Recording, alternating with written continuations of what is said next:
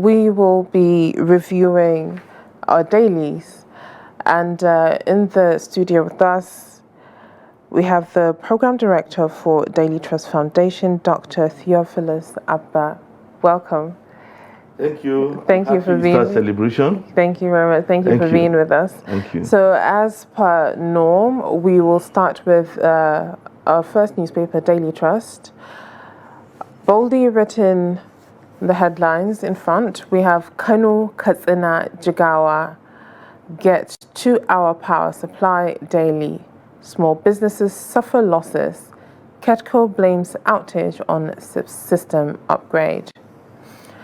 Up next, on the top left, we have Zamfara residents pay millions for safety, which is on page 5 of Daily Trust. Next, we have after 19 days, Tinubu returns from France-UK trip. That's on page 30 of today's Daily Trust newspaper. On the top right, we have 5 dead, 13 injured as truck rams into procession in Gombe. And on the bottom, we have Pope Francis. What happens when a pope dies?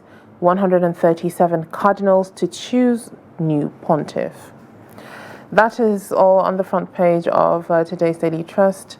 Make sure you grab a copy, go through, and stay updated. All right, now moving on to Punch. Let's take a look at Punch. Boldly in front, Tinubu to meet service chiefs over rising killings.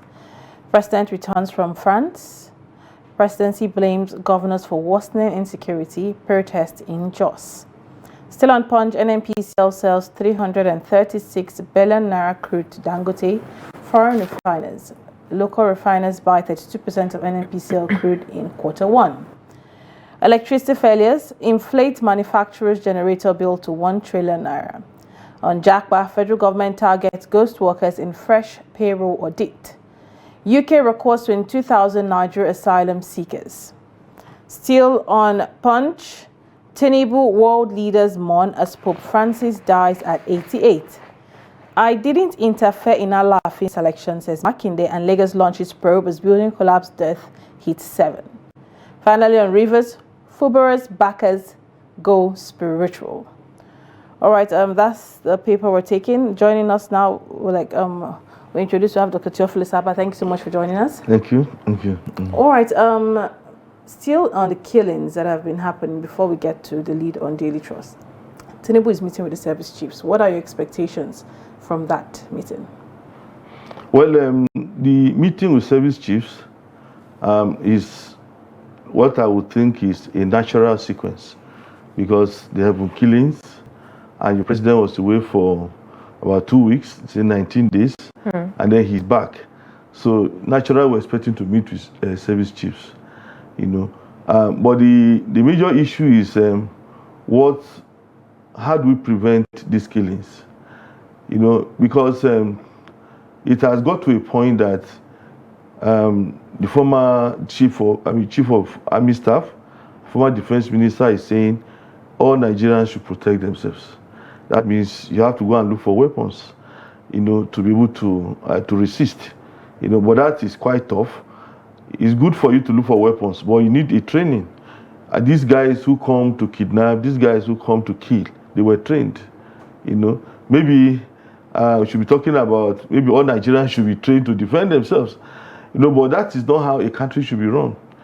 You know, you can't tell us that you are the president of Nigeria and people are being killed. In fact, if you look at the number, we tabulated it, and in 48 days, we had over 640 something persons killed in 48 days.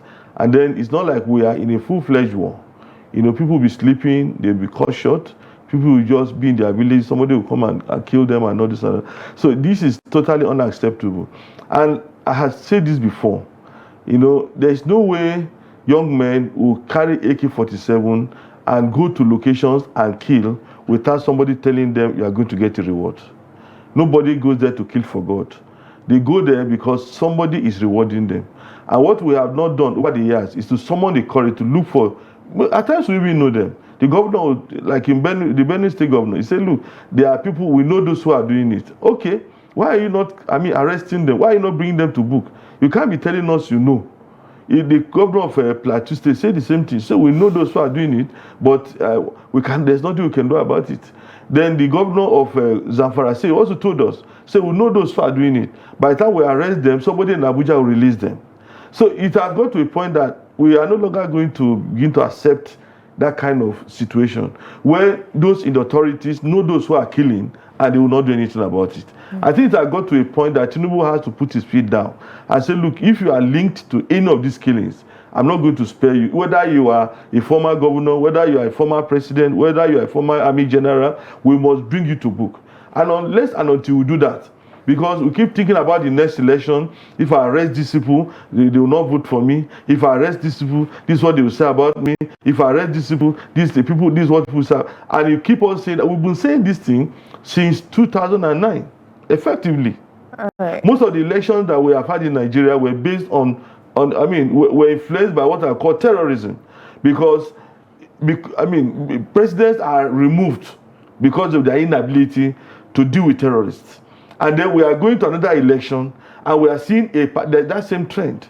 So I think that the president must, he's not just calling the service chiefs and say, do something. The most they will do is, let's deploy troops to what do you call it, to Plateau. Let's deploy troops to Benue. And then after deploying troops to Benue, what are they going to do? The killers have already gone. You have to look for those who are funding the killing and arrest them and deal with them. Well, that is what will solve this problem. Okay. Speaking about knowing those people that commit the atrocities and nothing is being done about them, there's been reports from Zamfara residents paying millions for their safety. They're being held for levies. For their own safety. What do you think about that? They are out there in the open, they announce when they're coming and going, and they go and collect those levies from people in the villages and in towns. What do you think about that? Well, it's an indictment on the government. It's a failure of the system. Because the primary reason why you have a government is to protect the people. Before we had a system called government, people were protecting themselves. That means I, Theophilus Abba, will have some bodyguards, have some armies. You know, I pay them from my pocket. They maybe go to farm for me. They go to a rich guy, dispossess him of his riches, bring them to me. If he has cattle, they dispossess of cattle, bring them to me. If he has sheep, they dispossess of sheep, bring them to me. There was even a time in this world where bandits, lords, were the ones in charge of running territories. Even some governors or some monarchs will say, okay, come and take care of my territory. Whatever you get, let us share. It was like that. But we cannot go back to that system. The reason why you have a democracy is because you have somebody who is in charge of all the resources. Whether it is, okay, they are even increasing taxes. You are collecting tax, oil weight is there, you have mineral resources, all of you are collecting everything, putting them in one pot. We no longer have the capacity to begin to say, okay, we're going to help ourselves. Most of us surrendered ourselves to the control or security of government, and the government is not protecting us. Meanwhile, we now have to contribute more. Just the way we pay for everything. We contribute money for your children's school fees, for your electricity, contribute money for the roads.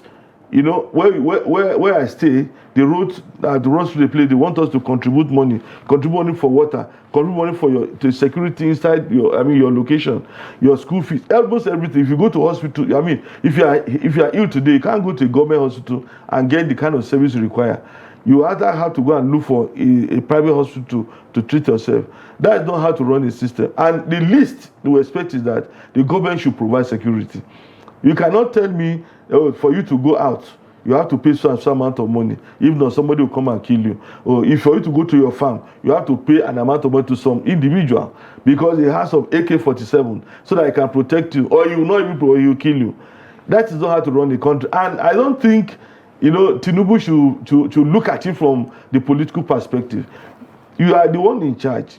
You have to bring those who are behind this into book. It's not spirits. Right. Even if you say these guys come from Mali or from some other country, what you need to do is to go to that country and talk to their president. This guy is causing confusion in my country. I can't allow it.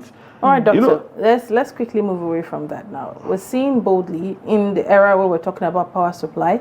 We're seeing boldly in front. Kano, Katsina, Jigawa gets 2-hour power supply daily. this is an era where we're having people on different bands, and the electricity, although they're complaining of poor infrastructure, but they're also boasting in the fact that they're able to provide more power and people are complaining less. Small businesses are suffering, KEDCO are blaming outage on system upgrade. And then we're also seeing a story on Punch still talking about electricity failures as well. So what do you make of the electricity situation in Nigeria, where you're having 3 states experiencing just 2 hours of power supply daily? Well, the fact is that we are still looking forward to Tinubu's strategy on power. I'm saying so because when Buhari was president, we saw him with Mambila, with some what I call the hydro power project and all this and all that. We've seen them, but for Tinubu, we have not seen clearly what he's doing about electricity. For instance, we had the cement project, a German organization that was supposed to have revitalized the transmission lines, and we don't know what has actually happened. Recently, I read the minister talking about some some Chinese company, coming to renew the transmission lines and all this and all that. These things are too long in coming. You see, sincerely, you cannot run an economy without electricity. If you talk about 3 states like this having 2 hour power supply daily, for them to now power their homes or businesses, they have to either buy gas or have to buy petrol, and this petrol is not cheap. So you can imagine the kind of trauma people pass through in the name of powering their homes.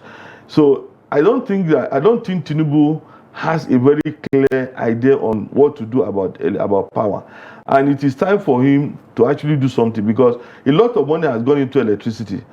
Government has put in so much money. We have received loans from IMF, we have received support from World Bank, and all sorts of funds are going into it. Now they are telling us that we should do solar. Sincerely, solar is good, but from what I see, a lot of fake batteries are being introduced because people are desperate to do solar. All right.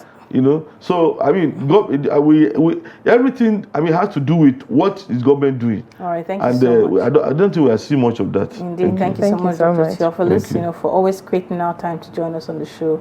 We hope that more will be done to improve every sector of our economy at the end of the day. Thank you so much for joining us. Thank you. Good morning. Good morning. Thank you so much for joining us. And to our listeners, I hope you've been able to pick something from the show this morning. Let's do this again tomorrow. I am Lilian Ogazi. And I'm Hawa Adamikiawa. Thank you for staying with us.